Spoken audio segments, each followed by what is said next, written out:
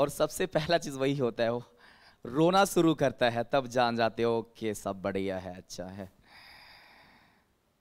अगर आवाज ना आए तो, ना आए तो लोग सोच में पड़ जाते हैं।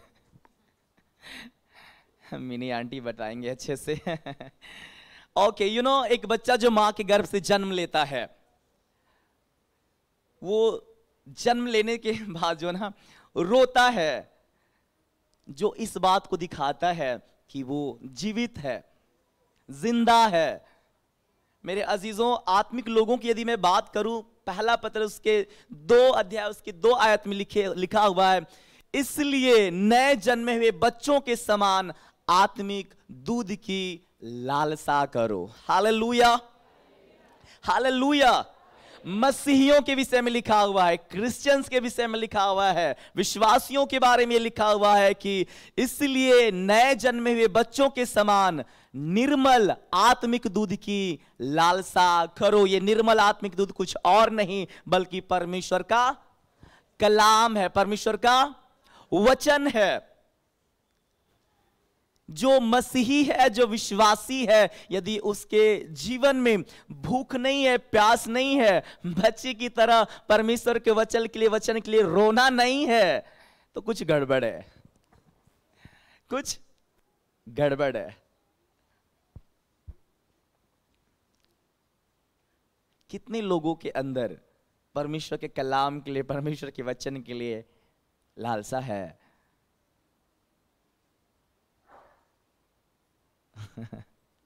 हालेलुया। एक बहुत बड़ा फैक्ट है इसके पीछे। अगर ये चीज आपके पास है तो फाइन, आप जीवित मसीह हैं, नहीं तो कुछ गड़बड़ है। Hallelujah, hallelujah. एक विश्वासी के अंदर परमेश्वर के वचन के प्रति भूख, लालसा होनी चाहिए, जो बताता है कि वो एक जीवित मसीही है। अगर वो भूख, वो लालसा नहीं है तो शायद कुछ गड़बड़ है, कुछ हो रहा है जीवन में। ओके, ये मेरा विषय नहीं है, जस्ट मैं इस थॉट को शेयर करना चाहता था। हम परमेश्वर के कलाम पे चलेंगे। आप मेरे साथ निकाल सकते हैं यहोशू की पुस्तक, उसके 7वें अध्याय को। The book of Joshua chapter 7, and we will see verses 1 onwards, 1 to 12. यहोशू की पुस्तक पुराने नियम में आपको मिलेगा। यहोशू की पुस्तक अध्याय 7 और उसके पहले आयत से लेकर के हम 12वीं आयत तक पढ़ेंगे। आप में से कोई एक जन पढ़ने में अगुवाई कर सकते हैं।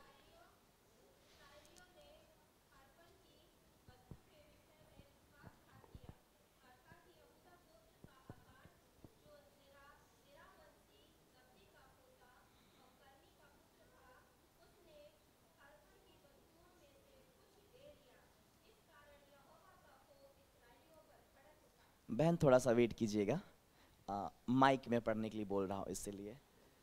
मेनन अंकल, आपके पास माइक है, आप माइक में पढ़ सकते हैं क्या? ओके।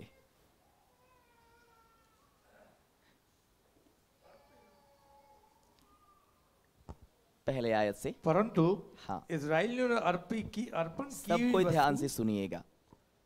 परंतु इजराइलियों ने अर्पण की वस्तु के विषय में विश्वासघात किया, अर्थात यहूदा गोत्र का आकान, जो जेरा वंशी जब्ती का पोता और कर्मी का पुत्र था, उसने अर्पण की वस्तुओं में से कुछ ले लिया।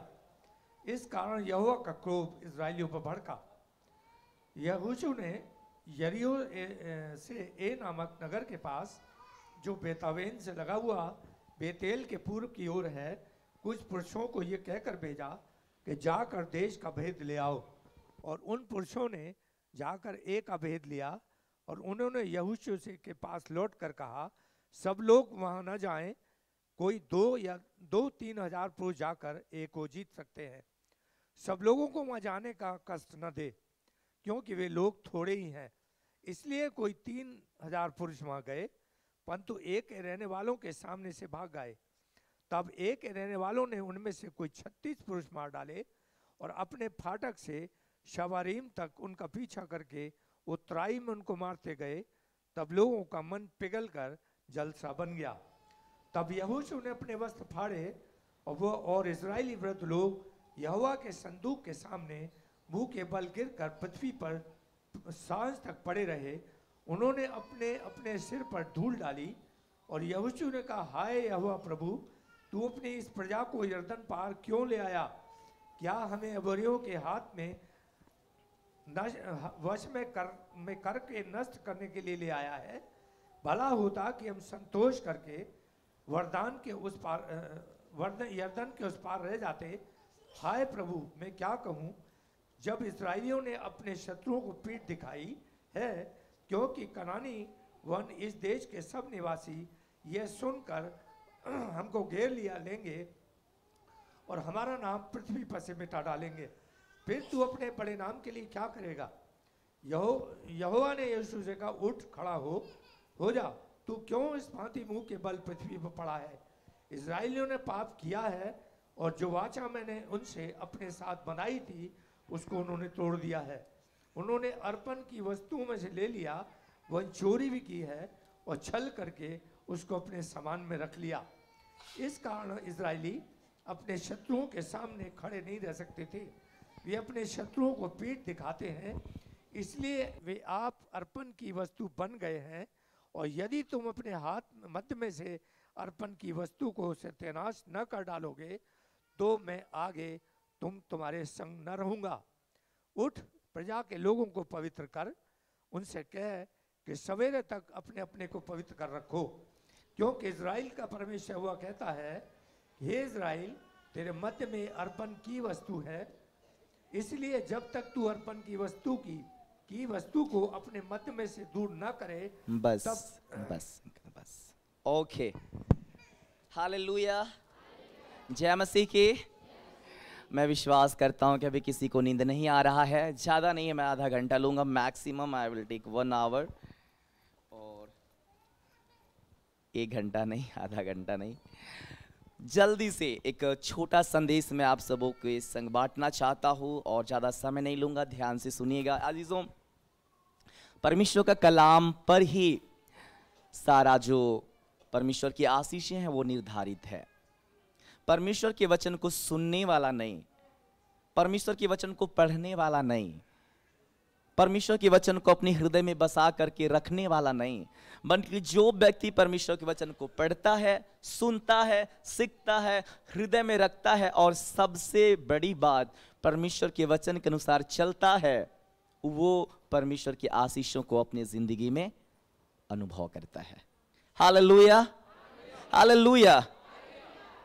छोटा संदेश मैं आपको बांटने जा रहा हूं, आप इस संदेश को ग्रहण करें। जरूर परमेश्वर आपसे बात करेगा और इसकी आशीषों को आपके जीवन में लेकर के आएगा। ये जो हमने यहोशू की पुस्तक उसके 7वें अध्याय उसके 1 से लेकर के हम 12वीं आयत तक सिर्फ मनन करेंगे। जो हमने पढ़ा है, कितने लोगों ने ध्यान से सुना? कितने लोगों ने ध्यान से सुना? ओके। क्या इस मतलब क्या समझ में आया? 1 से 12 तक पढ़ा आपने, कुछ थॉट समझ में आया, कुछ याद है, कुछ शब्द? क्या बात किया जा रहा है इस वचन में? ओके,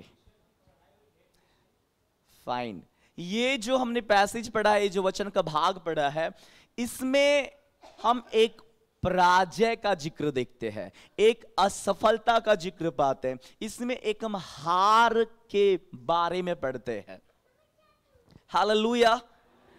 और आज हम इसी बात पे मनन करने जा रहे हैं। परमेश्वर का वचन कहता है कि हम सब प्रभु यीशु मसीह में जयवंत से भी बढ़कर है। रोमियो उसके 8 उसके 37 आयत में, रोमियो 8 उसका 37 आयत में लिखा हुआ है कि हम मसीह यीशु में जयवंत से भी बढ़कर है। We all are more than conqueror in Christ Jesus. जयवंत एक व्यक्ति जो जीता हुआ है, एक व्यक्ति जो विजयी है। और हमारे बारे में लिखा हुआ है, हम प्रभु यीशु मसीह में सिर्फ जीते हुए नहीं हैं, सिर्फ विजयी नहीं है, विजयी से बढ़कर है। Hallelujah, hallelujah. पता नहीं आप इस बात को बिलीव करते हैं कि नहीं करते हैं, मुझे नहीं पता आप लोग इस बात पे विश्वास करते हैं कि नहीं करते हैं, लेकिन यदि आप प्रभु यीशु मसीह के बेटे बेटियां हैं, यदि आप एक विश्वासी हैं, तो ये आपका सच्चाई है, ये आपका फैक्ट है कि आप जो है मसीह यीशु में जयवंत से भी बढ़कर है। ये आपकी सच्चाई है, आप विश्वास करें या ना करें, इस बात को आप अपने जीवन में ग्रहण करें या ना करें, लेकिन ये आपके जीवन की सच्चाई है। लेकिन ये भी सच्चाई है कि ये आपका सच्चाई होने के बावजूद भी आप अपने जीवन में असफलता का, पराजय का अनुभव कर सकते हैं। हालेलुया। जयवंत मतलब जयवंत, विजयी मतलब विजयी। परमेश्वर की बड़ी इच्छा है कि हम सब जो है मसीह यीशु में एक विजयी जीवन जिए। Hallelujah, hallelujah. इस संसार में प्रियो जब आप रहते हैं, आपके जीवन में नाना प्रकार की चीजें आती हैं, कभी बीमारियां हैं, कभी गरीबी है, कभी समस्याएं, कभी चिंताएं हैं, कभी ये कुछ बोल दिया, कभी वो कुछ बोल दिया, कभी पैसे की प्रॉब्लम है, बहुत सारी बातें आती हैं। लेकिन कई दफा हम में से बहुत सारे लोग टूट जाते हैं, हमारा विश्वास कमजोर पड़ जाता है। कई सारे लोग मसीह को छोड़ करके चले गए, कई सारे लोग विश्वास को त्याग करके चले गए। क्यों? क्योंकि वो अपने जीवन में असफलता का अनुभव किए, अपने जीवन में पराजय का अनुभव किए। उन्हें लगा कि अब कुछ नहीं हो सकता है, प्रभु यीशु मसीह में रहने से भी कुछ फायदा नहीं है। हो सकता है आप में से बहुत सारे लोग भी होंगे जिन्हें लगता है कि इतने समय से प्रार्थना कर रहे हैं, इतने समय से प्रभु यीशु में है, इतने समय से हम कलीसिया जा रहे हैं, लेकिन क्यों अपने जीवन में सारी चीजें अच्छी नहीं हो रही हैं? क्यों अभी भी हमारे जीवन में संतुष्टि नहीं है? क्यों अभी भी हमारे जीवन में पर्याप्त आशीषें नहीं है? हो सकता है आप में से बहुत सारे लोग भी कहीं ना कहीं असफलता का या पराजय का अनुभव कर रहे होंगे। आज की सुबह जो है मैं आपसे बात करने वाला हूं एक टॉपिक पे, और उस टॉपिक का मैंने नाम दिया है द रीजंस ऑफ डिफीट, पराजय के कारण। हालेलुया, पराजय के कारण। इस संदेश पे जो है, इस टॉपिक पे जो है हम थोड़ी देर मनन करने जा रहे हैं, थोड़ी देर हम गौर करने जा रहे हैं। यहां पे एक पराजय के विषय में हम देखते हैं। जब मैं स्टडी कर रहा था, जब मैं अध्ययन कर रहा था इस वचन के भाग को, मैंने देखा कि ये उतना ही रेलेवेंट है मेरी जिंदगी में, हम विश्वासियों के जीवन में। हम में से भी बहुत सारे लोग जो हैं आज असफलता का, अपने जीवन में पराजय का अनुभव कर रहे हैं। हमारा डेस्टिनी, हमारा नियति, हमारा सच्चाई ये है कि हम प्रभु यीशु मसीह में जयवंत से भी बढ़कर है। लेकिन आज अपनी जिंदगी में कई दफा हम हार जाते हैं, कई दफा हम असफल हो रहे हैं। हमारी सच्चाई ये होने के बावजूद भी अपने जीवन में हम पराजय में चल रहे हैं। क्या कारण है? क्यों हम पराजय का सामना कर रहे हैं? यीशु मसीह जब क्रूस पे मरा, यीशु मसीह जब क्रूस पे अपना बलिदान दिया, जब यीशु मसीह क्रूस पे अपना खून बहाया, तो मालूम है उसने आपके लिए सब कुछ कर दिया है,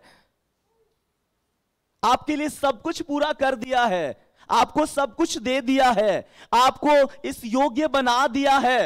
इसीलिए वो कहता है कि जो मसीह यीशु में है वो जयवंत से भी बढ़कर है। हालेलुया।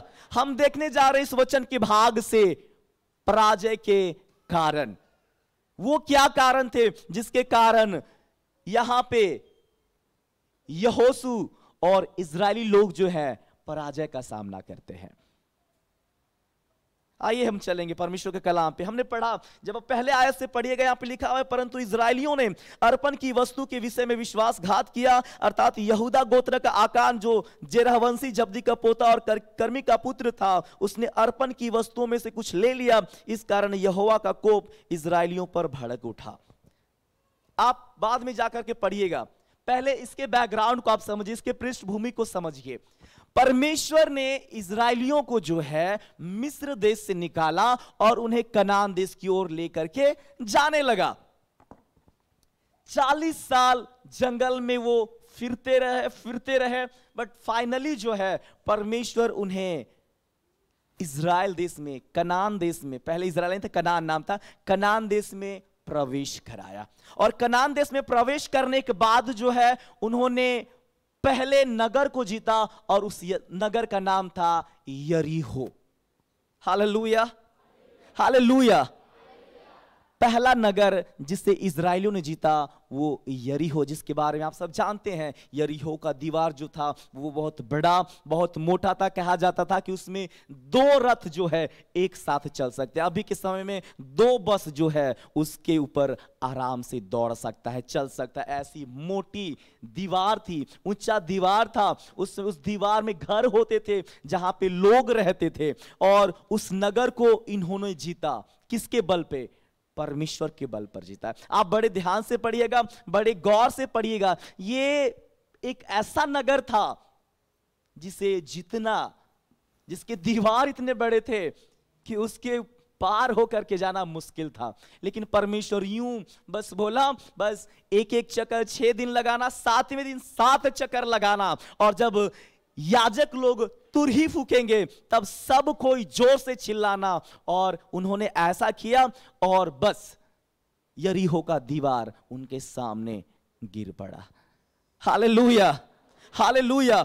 दूसरा नगर जिस पे इजरायली लोग अटैक करने जा रहे हैं, दूसरा राज्य या दूसरा शहर या दूसरा स्टेट जिस पे इन लोगों ने अटैक किया, वो था क्या? ये एक छोटा शहर था, एक छोटा नगर था, और इस पर इजरायली लोगों ने अटैक किया और हार गए, पराजित हो गए। और इसी हार के विषय में, इसी पराजय के विषय में, ये जो आप यहोशू 7 अध्याय उसके 1 से 12वीं आयत तक आप ध्यान से पढ़िएगा तो उसी का जिक्र यहां पर पाया जाता है। क्या कारण थे जिसके कारण वो हार गए? क्या रीजन था जिसके कारण वो पराजित हो गए? उसी के विषय में मैं बात करने जा रहा हूं। और वही चीज हमारी जिंदगी से बहुत ज्यादा रिलेवेंट है, बहुत ज्यादा जुड़ा हुआ है। अगर आज आप अपनी जिंदगी में हार का सामना कर रहे हैं, पराजय का सामना कर रहे हैं, डिफीट का सामना कर रहे हैं, तो कहीं ना कहीं ये कारण आपकी जिंदगी में हो सकते हैं। Hallelujah, hallelujah. पहला जो कारण था, पहला जो रीजन था जिसके लिए ये लोग एक छोटे शहर को नहीं जीत पाए, छोटे शहर के सामने जो है, छोटे शहर के लोगों के सामने ये हार गए, पराजित हो गए, वो पहला रीजन था सेल्फ ट्रस्ट, खुद पर भरोसा करना, खुद पर भरोसा करना। मैं पढ़ रहा हूं, आप ध्यान से सुनिएगा। आयत 1 से लेकर के 5 तक मैं पढ़ रहा हूं। परंतु इजरायलियों ने अर्पण की वस्तु के विषय में विश्वासघात किया, अर्थात यहूदा गोत्र का आकान जो जेरह वंशी जब्दी का पोता और कर्मी का पुत्र था, उसने अर्पण की वस्तुओं में से कुछ लिया। इस कारण यहोवा का कोप इजरायलियों पर भड़क उठा। यहोशू ने यरीहो से नामक नगर के पास, जो बेतावेन में लगा हुआ बेतेल के पूर्व की ओर है, कुछ पुरुषों को यह कहकर भेजा, जाकर देश का भेद ले आओ।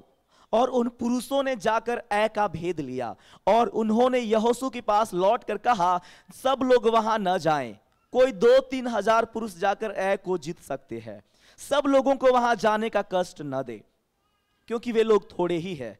इसलिए कोई 3,000 पुरुष वहां गए, परंतु के रहने वालों के सामने से भाग गए। तब के रहने वालों ने उनमें से कोई 36 पुरुष मार डाले, और अपने फाटक से सबारिम तक उनका पीछा करके उतराई में उनको मारते गए। तब लोगों का मन पिघल कर जल सा बन गया। हालेलुया। यहां पे जो इजरायली लोग जो है वो जाकर के नगर पर अटैक कर रहे हैं, और उल्टा मार खा करके, उल्टा वाले जो लोग हैं उन पे प्रबल हो रहे हैं, उन्हें दौड़ा दौड़ा के मार रहे हैं, और ये हार करके नगर के सामने से भाग गए। पहला रीजन मैंने बताया, सेल्फ ट्रस्ट, अपने आप पर भरोसा करना। पहला गलती, पहला कारण जिसके कारण वो हार गए एक छोटे शहर के लोगों से, वो था सेल्फ ट्रस्ट, वो था अपने आप पर भरोसा करना। जब उन्होंने यरीहो पे अटैक किया, यरीहो नगर की दीवार को किसने गिराया था? परमेश्वर ने गिराया था। यहां पे आप जाकर के देखिए, यहां पे जा रहे हैं कि ज्यादा लोगों को जाने की जरूरत नहीं है। 2-3 हजार लोग जाकर के हम उस शहर को जीत सकते हैं। क्या? Self trust. खुद पे भरोसा कर रहे हैं, खुद की ताकत पे भरोसा कर रहे हैं, खुद की कुवत पे भरोसा कर रहे हैं। उन्हें लग रहा है कि हम उन पे प्रबल हो सकते हैं, और इसी सेल्फ ट्रस्ट के साथ, इसी आत्मविश्वास के साथ खुद पे भरोसा करके गए और मार खा करके लौट गए। आज हम में से बहुत सारे लोग अपनी जिंदगी में इसलिए हारे हुए हैं, इसलिए पराजय का सामना कर रहे हैं, क्योंकि हम अपने आप पे भरोसा कर रहे हैं, अपनी बुद्धि पे भरोसा कर रहे हैं, अपने कुवत पे भरोसा कर रहे हैं, अपनी टैलेंट पे भरोसा कर रहे हैं, अपने प्रतिभा पर भरोसा कर रहे हैं। और शायद इसलिए आज हम में से बहुत सारे लोग जो हैं अपनी जिंदगी में हारे हुए हैं। बहुत सारे लोग अपनी जिंदगी में पराजय का सामना कर रहे हैं। आप कोशिश कर रहे हैं लेकिन चीजें बन नहीं रही है। आप कोशिश कर रहे हैं, पैसे खर्च कर रहे हैं, इलाज करवा रहे हैं, लेकिन चंगाई हो नहीं रही है। आप अपनी प्रतिभा का, आप अपने सामर्थ्य का, आप अपने पैसे का, आप अपने दोस्तों का, आप अपनी बुद्धि का बहुत इस्तेमाल कर रहे हैं, लेकिन चीजें ठीक नहीं हो पा रही है। यह आपका सेल्फ ट्रस्ट है, यह आपका अपने आप पे भरोसा है, और आपको लगता है कि हम जीत जाएंगे, उस चीज पे प्रबल हो जाएंगे। मेरे अजीजों, परमेश्वर के वचन में लिखा हुआ है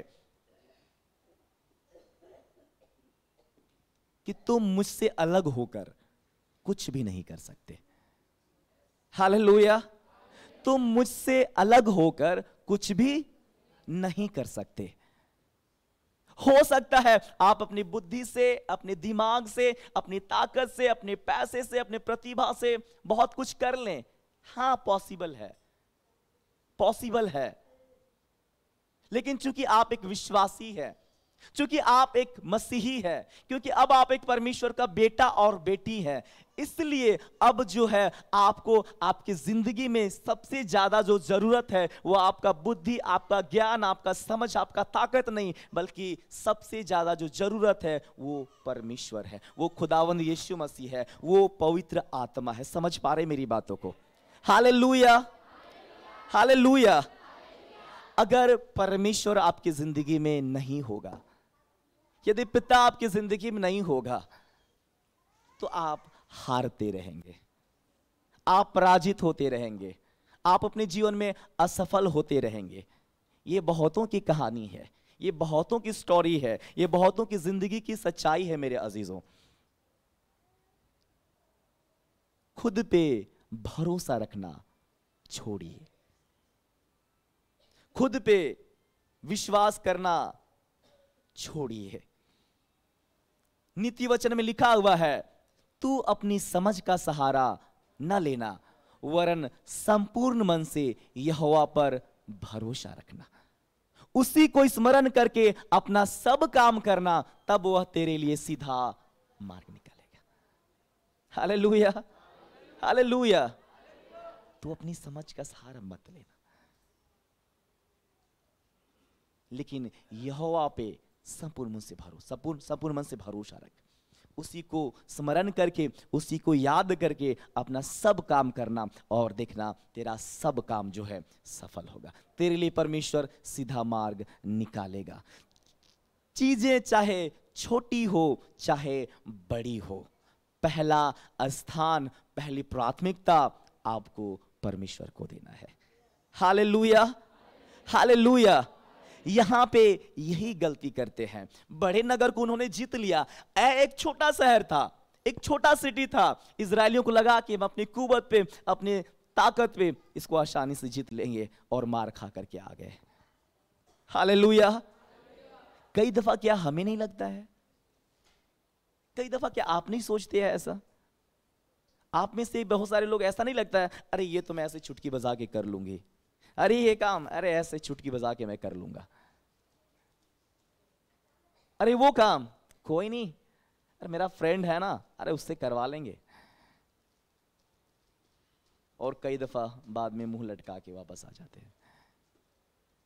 कई दफा सफल भी हो जाते हैं और कई दफा मुंह काला करके आ जाते हैं। समझ पा रहे मेरी बातों को? आप एक बिलीवर है, आप एक विश्वासी है, आप परमेश्वर से बिलोंग करने वाले लोग हैं, और अब जो है आपको अपनी जिंदगी में पहली प्राथमिकता, पहला स्थान आपको परमेश्वर को ही देना पड़ेगा, चाहे चीजें छोटी हो चाहे चीजें बड़ी हो। Whether things are small or big, you have to give first priority to God alone. चाहे चीजें छोटी हो चाहे बड़ी हो, आपको अपने जीवन में पहली प्राथमिकता परमेश्वर को ही देना है। Hallelujah, hallelujah. छोटा शहर दे करके इन्हें लगा कि मैं जीत जाऊंगा। कई दफा आपकी जिंदगी में भी ऐसी छोटी छोटी बातें होंगी जहां पे आप खुद से करने का प्रयास करते हैं। अजीजों, आज मैं आपको बताना चाहता हूं, अगर आप अपने जीवन की इस गलती को सुधारेंगे, आप अपने जीवन की इस गलती को ठीक करेंगे, तो आप अपने जीवन में पराजय का सामना नहीं करेंगे। हालेलुया। पहला रीजन, सेल्फ ट्रस्ट, खुद पे भरोसा रखना, खुद पे विश्वास रखना छोड़िए। आप खुद पे भरोसा रखिए, खुद पे विश्वास रखिए, लेकिन उससे पहले किसी स्थान देना है, परमेश्वर को देना है। इससे पहले कि आप कोई कदम उठाएं, इससे पहले कि कोई काम आप शुरू करें, इससे पहले कि कोई चीज आप करना प्रारंभ करें, आप पहले परमेश्वर को पुकारें, परमेश्वर से प्रार्थना करें, परमेश्वर के हाथों में दें, और आप इस तरह से उस चीज को शुरू करें, और आप असफलता का नहीं, निश्चय ही सफलता का अनुभव करेंगे। Hallelujah, hallelujah. दूसरा कारण जिसके कारण इजरायली लोग अपने जीवन में पराजय का सामना किए, वो था सीकिंग काउंसिल ऑफ पीपल, लोगों की सम्मति को ढूंढना। हालेलुया, लोगों की सम्मति को ढूंढना। आप पहले आयत से लेकर के 6 आयत तक पढ़िएगा। मैं 6 आयत को पढ़ रहा हूं, ध्यान से सुनिएगा। लिखा हुआ है कि तब यहोशू ने अपने वस्त्र फाड़े और वह और इजरायली वृद्ध लोग यहोवा के संदूक के सामने मुंह के बल गिरकर पृथ्वी पर सांझ तक पड़े रहे, और उन्होंने अपने अपने सिर पर धूल डाला। 7वीं आयत, और यहोशू ने कहा, हाय प्रभु यहोवा, अपनी इस प्रजा को यरदन पार क्यों ले आया?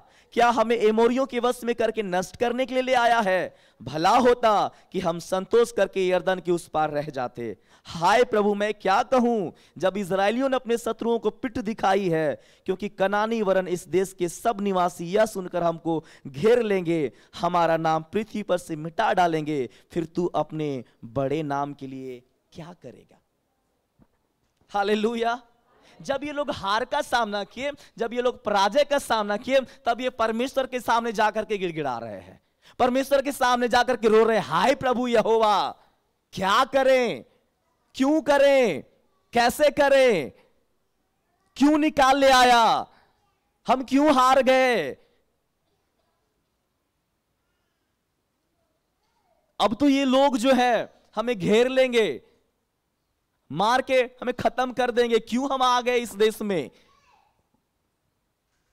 अब परमेश्वर के पास जाकर के पूछ रहे हैं, अब परमेश्वर के पास जाकर के पूछ रहे, खुदा बाप क्यों हुआ, क्या करना चाहिए था हमें, क्यों करना चाहिए था हमें?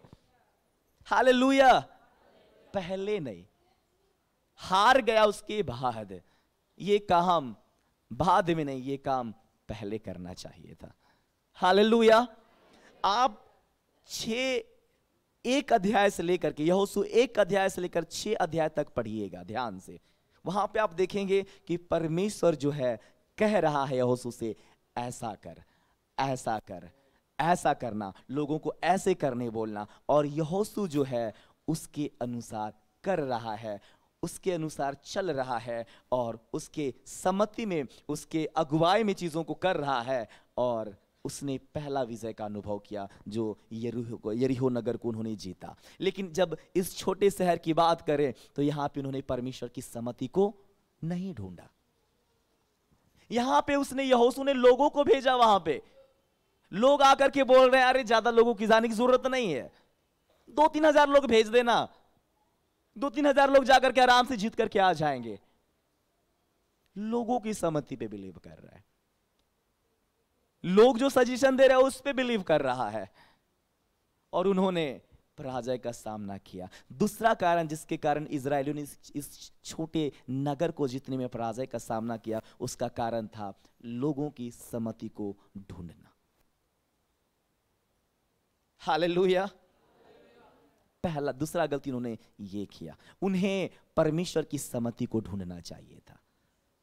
Hallelujah, hallelujah. ये गलती हम भी करते हैं। कई दफा जब कोई चीज हमें करना रहता है, किसी चीज की हम शुरुआत करनी रहती है, कोई नया काम शुरू करना रहता है, कोई नया जॉब शुरू करना रहता है, कोई नया बिजनेस शुरू करना रहता है, जब हमारे सामने नौकरी ऑफर किया जाता है, जब हमारे सामने काम ऑफर किया जाता है, जब समझ में नहीं आता है कि कौन वाला चुने कौन वाला नहीं चुने, कौन सा करे कौन सा नहीं करे, कैसे करे नहीं करे, तब हम दिमाग लगाना शुरू कर देते हैं। लोगों के पास जाकर के पूछना शुरू कर देते, भाई बताओ ना क्या करे, बहन बताओ ना क्या करे, पास्टर जी समझ में नहीं आ रहा है बताइए ना क्या करे। लोगों की सहमति को ढूंढते हैं, लोगों से सलाह मांगने लगते हैं। सबसे पहले हमें परमेश्वर के पास जाना है, परमेश्वर से सलाह मांगना है।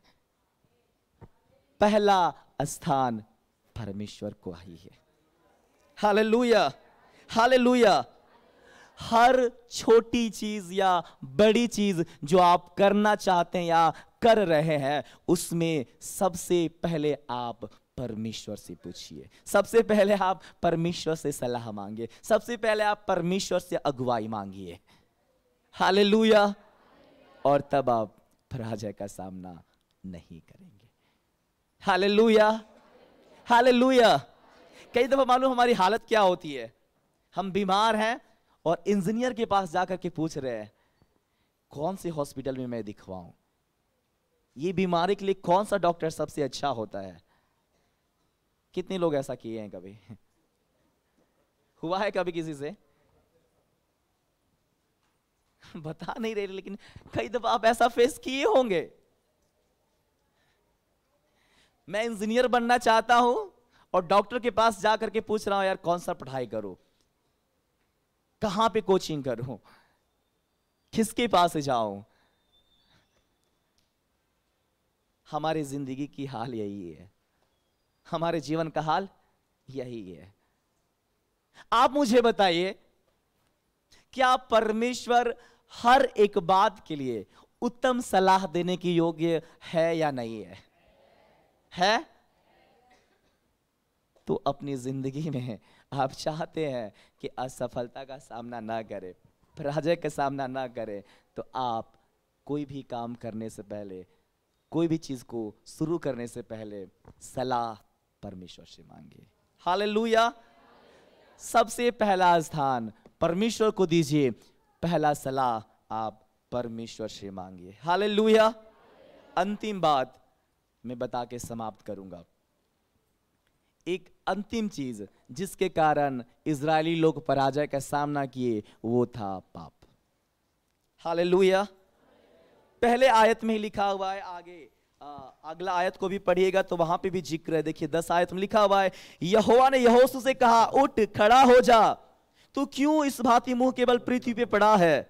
इजरायलियों ने पाप किया है और जो वाचा मैंने उनसे अपने साथ बंधवाई थी उसको उन्होंने तोड़ दिया है।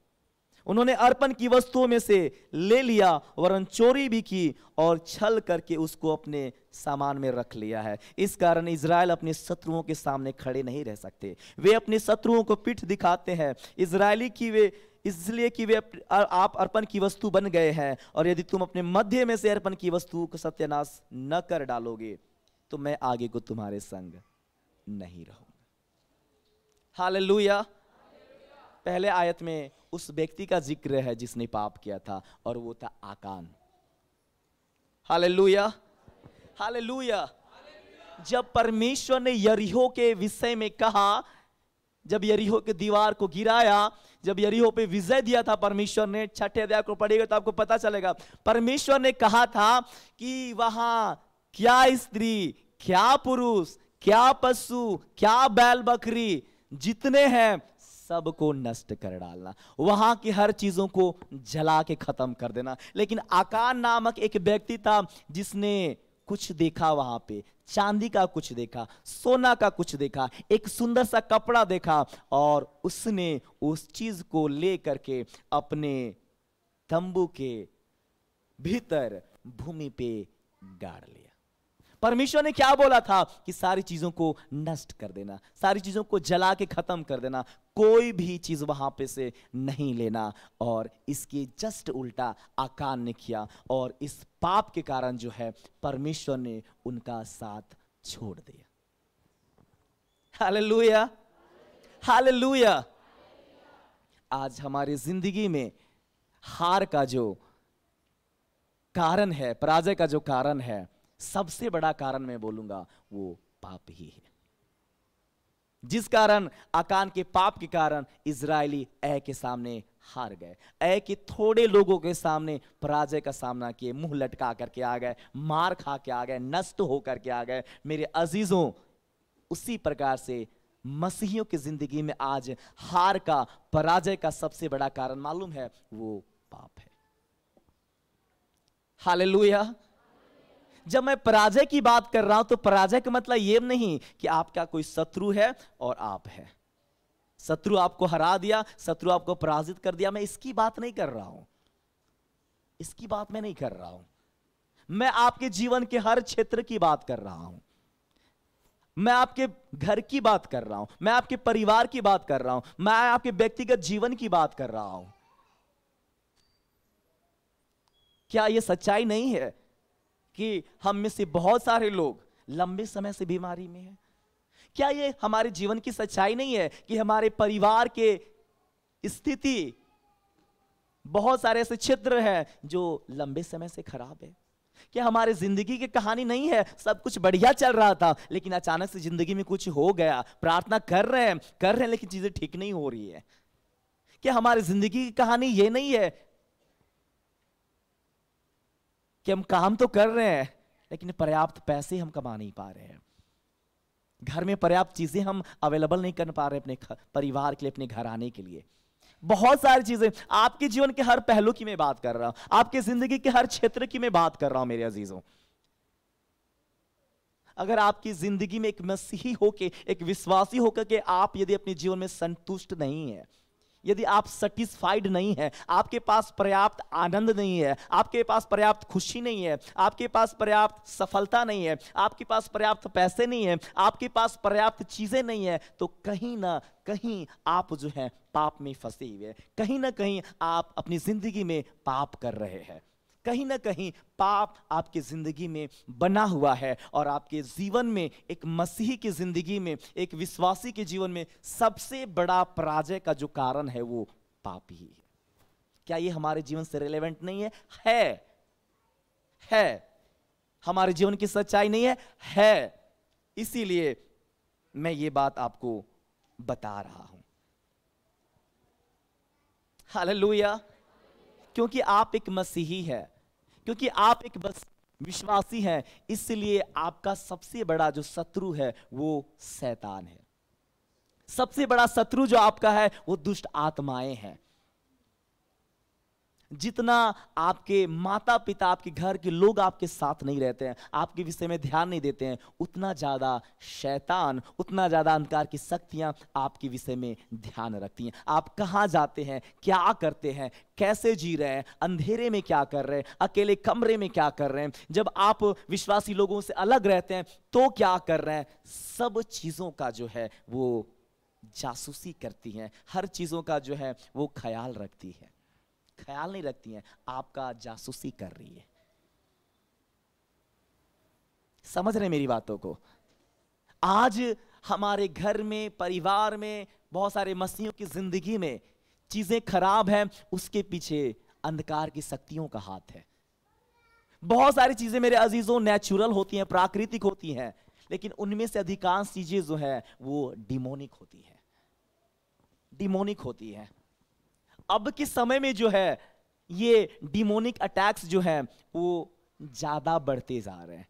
हर घर में, हर परिवार में, मोस्टली लोगों की जिंदगी में जो है वो दुष्ट आत्माओं का अटैक है।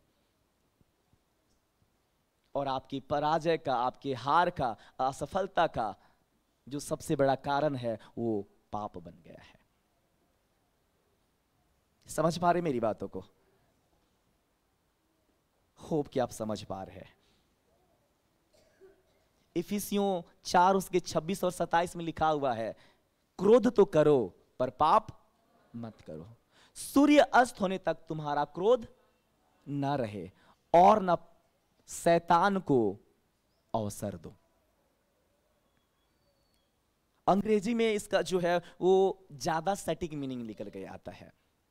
अंग्रेजी में लिखा हुआ है, in your anger do not sin. जब तुम गुस्सा हो, क्रोधित हो, तो पाप मत करो। Do not let the sun go down while you are still angry. जब तुम गुस्सा में हो तो ऐसा ना होने पाए कि सूर्य अस्त हो जाए। मतलब यूं कहें कि सूर्य अस्त होने तक, सूर्य डूबने तक तुम्हारा क्रोध न रहे। और आगे लिखा हुआ है, and do not give the devil a foot hold. और आगे लिखा हुआ है, और ना शैतान को पैर रखने की जगह दो। अंग्रेजी में लिखा हुआ है, do not give a foot hold, मतलब पैर रखने की जगह। जब आप पाप करते हैं तो आप अपने जीवन में दुष्ट आत्माओं को काम करने के लिए द्वार खोलते हैं। जब आप अपने जीवन में पाप करते हैं तो आप शैतान को अपने जीवन में काम करने के लिए दरवाजा खोलते हैं, रास्ता तैयार करते हैं। एक चीज होता है, जब आप गुनाह करते हैं तो परमेश्वर आपसे अलग होता है, परमेश्वर आपसे दूर होता है, परमेश्वर के साथ आपकी दूरी बनती है, और उस दूरी के बीच में शैतान जो है अपना काम करने के लिए आता है। बहुत सारे आयतें हैं, बहुत सारे पद हैं जो आपको इस बात के विषय में बताएंगे। इन पदों को पढ़ करके हम समाप्त करने जा रहे हैं। मेरे साथ निकालिए यशायाह की पुस्तक, उसके 64 और उसके 6 और 7 आयत को पढ़ेंगे और 59 का एक पढ़ेंगे, उसके बाद हम समाप्त करेंगे। यशायाह 64 उसके 6 और 7। हम्म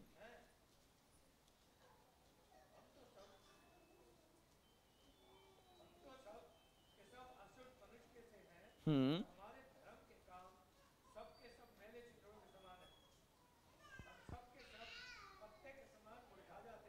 हम्म हाँ, 7वां आयत।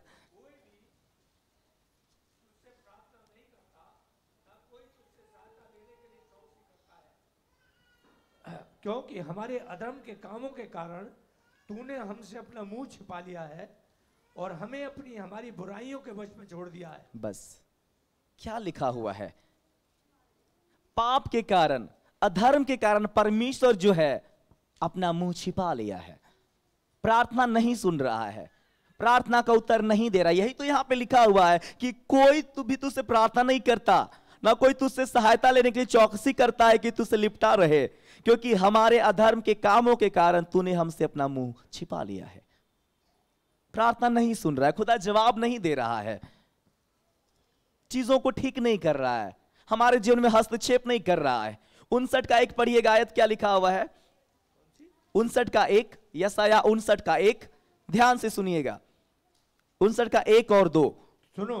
हाँ, यहोवा का हाथ ऐसा छोटा कि उद्धार न कर सके, हाँ, और न वो ऐसा बहरा हो गया कि सुन न सके। हाँ, परंतु तुम्हारे अधर्म के कामों ने तुमको तुम्हारे परमेश्वर से अलग कर दिया है, हाँ, और तुम्हारे पापों के कारण उसका मुंह तुमसे ऐसा छिपा है कि वो नहीं सुनता। हालेलुया। लिखा हुआ है कि सुनो, यहोवा का हाथ ऐसा छोटा नहीं है, यहोवा का हाथ ऐसा छोटा नहीं हो गया कि उद्धार ना कर सके, छुटकारा ना दे सके, चंगाई ना दे सके, आपके बंधनों को तोड़ ना सके, परंतु ऐसा बहिरा नहीं हो गया कि वो सुन ना सके, परंतु तुम्हारे अधर्म के कामों ने तुमको तुम्हारे परमेश्वर से अलग कर दिया है, और तुम्हारे पापों के कारण उसका मुंह तुमसे ऐसा छिपा है कि वह नहीं सुनता। हालेलुया। क्या कलाम में लिखा है? परमेश्वर का हाथ इतना छोटा नहीं है कि वो आपका उद्धार नहीं कर सकता है, आपको चंगाई नहीं दे सकता है, आपके बंधनों को तोड़ नहीं सकता है, आपको शैतान के वश से आजाद नहीं कर सकता है। परमेश्वर बहिरा नहीं है कि वो आपकी प्रार्थना को नहीं सुन सकता है। कारण क्या है? कारण है कि तुमको तुम्हारे अधर्म के कामों ने परमेश्वर से अलग कर दिया है, और उसका मुंह ऐसे छुपा रहता है कि वह नहीं सुनता।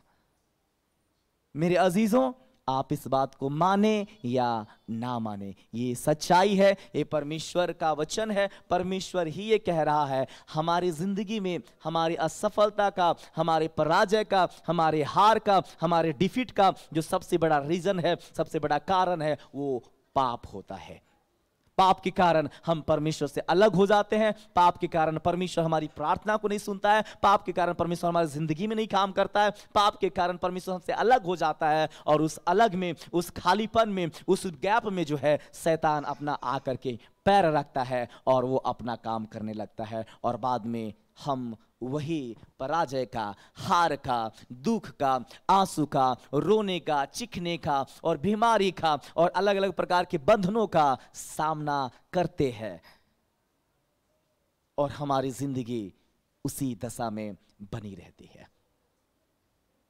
Hallelujah, hallelujah. यहां पे इजरायली लोगों के हार का, पराजय का 3 कारण मैंने बताया। पहला, खुद पर भरोसा करना। दूसरा, लोगों की सलाह को मांगना या लोगों की सम्मति ढूंढना। और तीसरा है पाप। क्या? पाप। ये हमारी जिंदगी की सच्चाई है मेरे अजीजों। खुदा का कलाम बताता है कि हम सब जो है मसीह यीशु में जयवंत से बढ़कर है।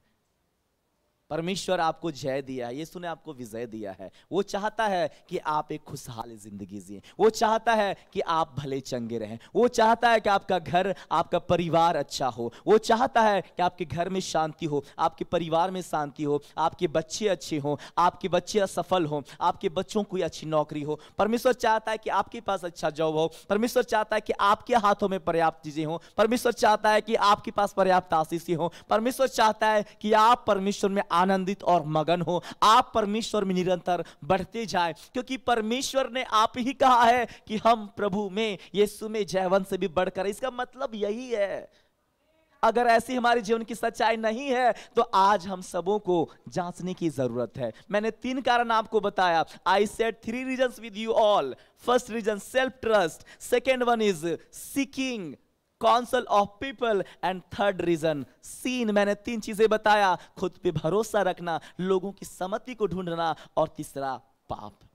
ये हमारे जिंदगी से बहुत ज्यादा जुड़ा हुआ है, संबंध रखता है। आज अगर आपकी जिंदगी की दशा ऐसी है तो आज आपको जांचने की जरूरत है। Hallelujah, hallelujah. आप मसीह यीशु में जयवंत से बढ़कर है। परमेश्वर चाहता है कि आप सब लोग जो है प्रभु यीशु में जयवंत जीवन जिए। आप खुश रहें, आनंदित रहें, मगन रहें, आपका परिवार में आशीष हो, आपके घर में आशीष हो, आप पढ़ाई में सफल हो, आपके पास अच्छी नौकरी हो, आपकी कमाई अच्छी हो, आप अपने जीवन के हर क्षेत्र में जयवंत रहें। अगर ऐसा नहीं है तो कहीं ना कहीं कुछ कारण है, and we need to check, और हमें उसे जांचने की जरूरत है। हालेलुया। आइए हम सब अपने स्थान में खड़ी हो जाएं। हो सकता है ये मैसेज आपको बोरिंग लगा हो, मे बी हो सकता है the way I said with you, जिस तरह से मैंने आपके संग बांटा, हो सकता है आपको बोरिंग लगा हो, आपको उबाव लग रहा हो, नींद आ रहा होगा। लेकिन मेरे अजीजों, ये फैक्ट, ये सच्चाई, ये वचन का प्रकाश जो मैंने आपके संग बांटा है, ये सच्चाई है, क्योंकि ये मैंने अपनी बुद्धि से, अपने ज्ञान से ये चीज निकाल के आपको नहीं बताया है, लेकिन ये परमेश्वर के कलाम से आपको बताया है, परमेश्वर के वचन से बताया है, जो आपको प्रभु यीशु में जयवंत देखना चाहता है, जो आपको प्रभु यीशु मसीह में फलवंत देखना चाहता है, जिसने आपको प्रभु यीशु में जयवंत से बढ़कर बनाया है, वही आपसे बात किया है, वही आपसे बात कर रहा है, वही आपको बताया है कि हमारी पराजय के, हमारी हार के क्या कारण हो सकते हैं। आइए हम सब अपनी आंखें बंद करें, आइए हम सब अपनी आंखें बंद करें। Thank you Jesus. ब्लेशन भैया है, ब्लेशन भैया, थैंक यू जीसस। थोड़ी देर हम प्रार्थना करेंगे मेरे अजीजों, हम इस मैसेज के आगे अपने आप को समर्पण करेंगे, अपने आप को हम थोड़ी देर जांचेंगे और हम थोड़ी देर प्रार्थना करने जा रहे हैं। Thank you Jesus, thank you Jesus, hallelujah. मेरे अजीजों, आइए हम सब अपनी आंखें बंद करें। चाहे मैसेज मैंने आपसे कैसे भी बांटा हो, मैंने आपके परमेश्वर के वचन आपके तक जैसे भी पहुंचाया हो, लेकिन ये तो सच्चाई है ना मेरे अजीजों, ये सच्चाई तो है ना, ये रियलिटी तो है ना। मैं आपसे फिर कह रहा हूं, बार बार कहता हूं कि प्रभु यीशु मसीह में आप जयवंत से भी बढ़कर है। जयवंत से भी बढ़कर कहने का मतलब है परमेश्वर ने आपको यही नियति दिया है, परमेश्वर ने आपके लिए यही नियति तय किया है। आप प्रभु यीशु मसीह में है तो आपको खुशहाल होना है, आपको आशीषित रहना है, आपको भला चंगा रहना है, आपको स्वतंत्र रहना है, आपका घर, आपका परिवार, आपके बच्चे आशीषित रहने हैं, आपके पास सब कुछ पर्याप्त रहना है, आपको कमी में नहीं रहना है, आपको घटी में नहीं रहना है, लेकिन आपको परमेश्वर के आशीषों को, उसके समृद्धि को, उसके जय को, उसके चंगाई को, उसके छुटकारे को आपकी जिंदगी में होना है। यही तो है जयवंत से बढ़कर, यही मतलब है जयवंत से भी बढ़कर। मेरे अजीजों, यही आपकी डेस्टिनी है, यही आपका भाग्य है, यही आपका नियति है कि आप जयवंत से भी बढ़कर है।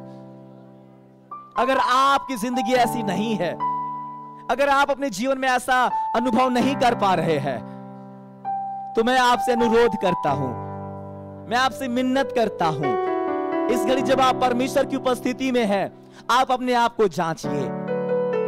क्या आप खुद पे भरोसा तो नहीं कर रहे हैं और परमेश्वर को पहला स्थान नहीं दे रहे हैं?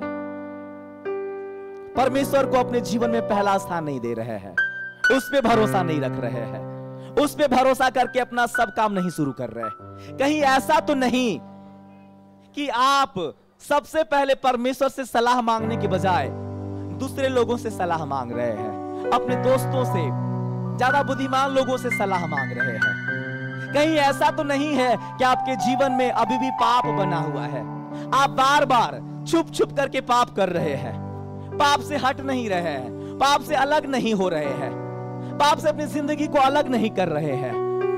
मेरे अजीजों, इनमें से कुछ है तो आप अपने आप को जांचिए आज परमेश्वर की उपस्थिति में। परमेश्वर से आप क्षमा मांग लीजिए, परमेश्वर से आप माफी मांग लीजिए, अपने मन को फिरा लीजिए, अपने आप को आप परमेश्वर के हाथों में दे दीजिए। जहां पे आप हारे हुए हैं, जहां पे आप पराजित हैं, जहां पे आप डिफीट हो रहे हैं, जहां पे आप दुष्ट आत्मा से हार रहे हैं, शैतान की शक्तियों से हार रहे हैं, पाप का वो कारण पाप हो सकता है खुद पे भरोसा हो सकता है, लोगों की सम्मति मांगना हो सकता है।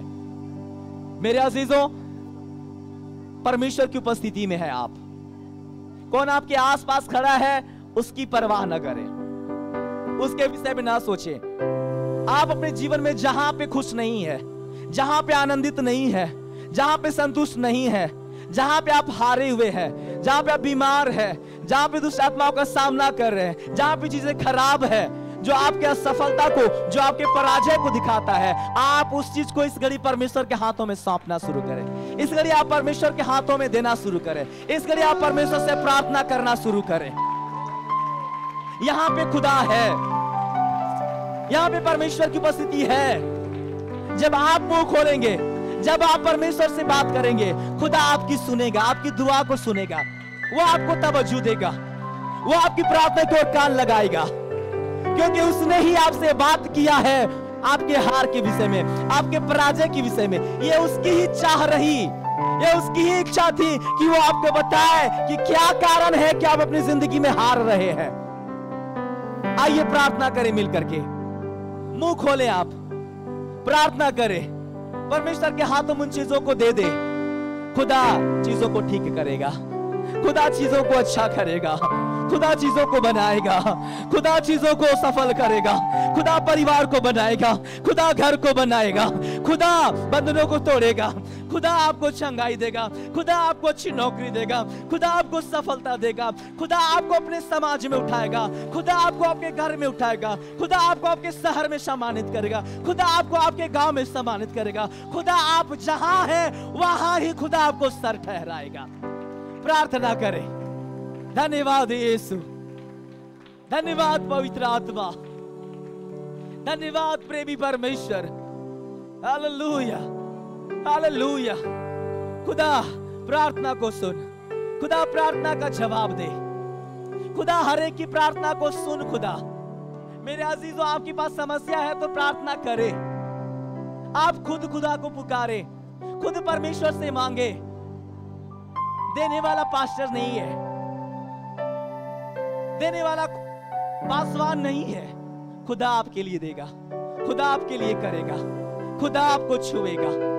आप उसकी ओर देखें, आप उस पर भरोसा रखें, आप उसे पहला स्थान दें। हालेलुया। धन्यवाद यीशु, धन्यवाद पवित्र आत्मा, धन्यवाद प्रेमी परमेश्वर। हो हालेलुया, धन्यवाद प्रभु जी। हालेलुया। मैं हूं यहाँ प्रभु, मैं हूं यहाँ प्रभु, मैं हूं यहाँ प्रभु, मैं हूं यहाँ, वो मैं हूं यहाँ प्रभु, मैं हूं यहाँ प्रभु, मैं हूं यहाँ प्रभु, मैं हूं यहाँ। तू मेरा शरणस्थान, तू मेरा गढ़ है, संकट में मेरा दोस्त, मेरा प्रभु तू है, तू मेरा शरणस्थान,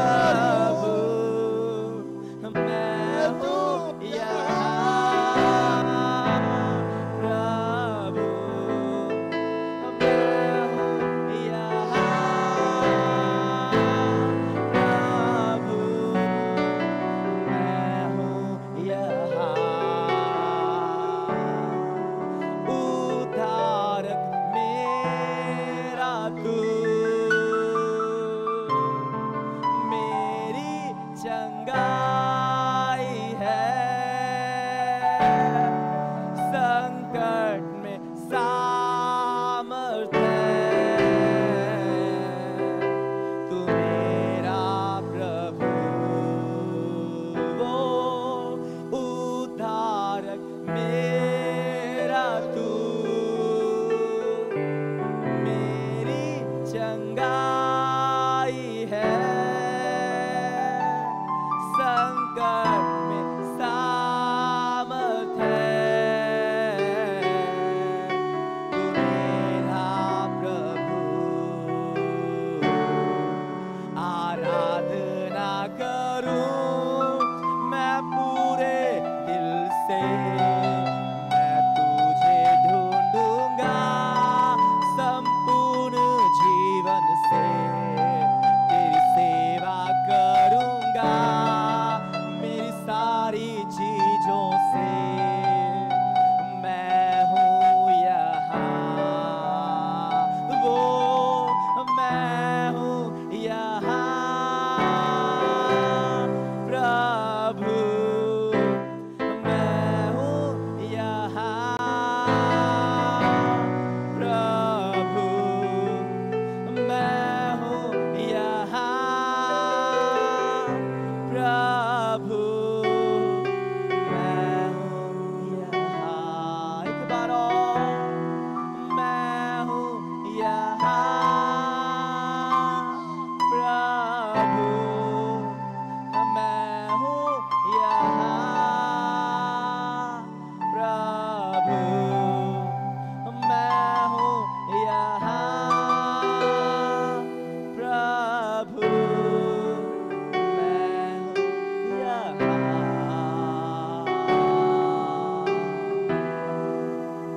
मैं हूँ यहाँ। प्रार्थना करें अजीजों, प्रार्थना करें, कहे मैं यहाँ हूँ खुदा, मैं यहाँ हूँ। मेरे अजीजों प्रार्थना करें, अपनी समस्या को खुदा के हाथों में दे दे, अपनी बीमारी को खुदा के हाथों में दे दे, अपने परिवार को, अपने घर को खुदा के हाथों में दे दे, आपकी जो भी समस्या है खुदा के हाथों में दे दे। कहे खुदा मैं हूँ यहाँ, खुदा मैं हूँ यहाँ। हाँ तू मेरा शरण स्थान है, खुदा तू मेरा गढ़ है। हाँ खुदा संकट में तू मेरा दोस्त है, तू मेरा प्रभु है। हाँ तू मेरा उद्धार करता है, तू मेरी चंगाई है। प्रार्थना करें, खुदा के हाथों में दे दे। मैं विश्वास करता हूं, I strongly believe God is going to hear your prayer and God is going to answer you. God is going to intervene in your life. परमेश्वर आपके जीवन में हस्तक्षेप करेगा, खुदा आपकी सुधि लेगा, खुदा आपको विजय देगा। प्रार्थना करें, खुदा के हाथों में सौंप दे। खुदा हर एक को छू ले, खुदा हर एक को विजयी बना, खुदा हर एक को जयवंत कर, हर एक बीमारों को चंगाई दे, हर एक टूटे हुओं को खुदा रिस्टोर कर। खुदा हर एक खाली दिल को अपनी शांति से, अपने आनंद से भर। खुदा जो परेशान है अपनी शांति से भर दे। जो असफलता का अनुभव कर रहे हैं, खुदा अपनी सफलता उन्हें दे। खुदा परमेश्वर हर एक की सुधि ले, हर एक को आशीष दे, हर एक को छुटकारा दे। खुदा हम तेरे हुजूर आए हैं, तेरे भवन में आए हैं, तेरे चरणों में आए। खुदा कोई तेरे पास से खाली न लौटे, कोई तेरे पास से खुदा खाली न लौटे, कोई तेरे पास से खाली न लौटे। खुदा हर एक की दुआ सुन, हर एक की प्रार्थना सुन। Hallelujah, hallelujah. हर एक को आशीष दे खुदा, हर एक को ब्लेस कर प्रभु। Hallelujah, hallelujah. हर एक को आशीष दे, हर एक की प्रार्थना सुन खुदा, हर एक को सुधी ले, हर एक की सुधी ले खुदा,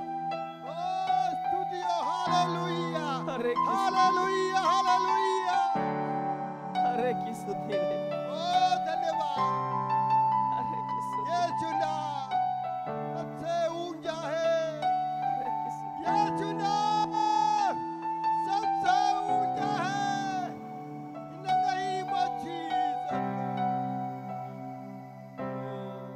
Pastor, hallelujah, धन्यवाद। Oh, hallelujah, hallelujah.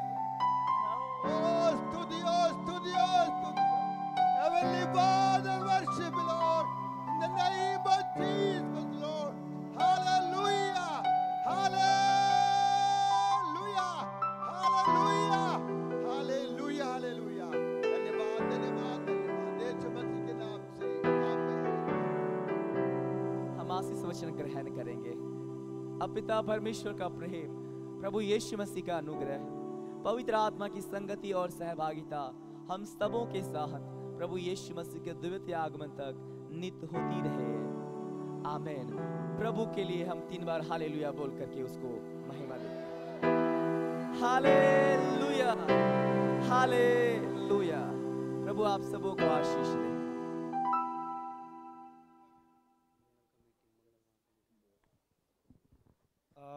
सभी लोगों को जय मसीह की।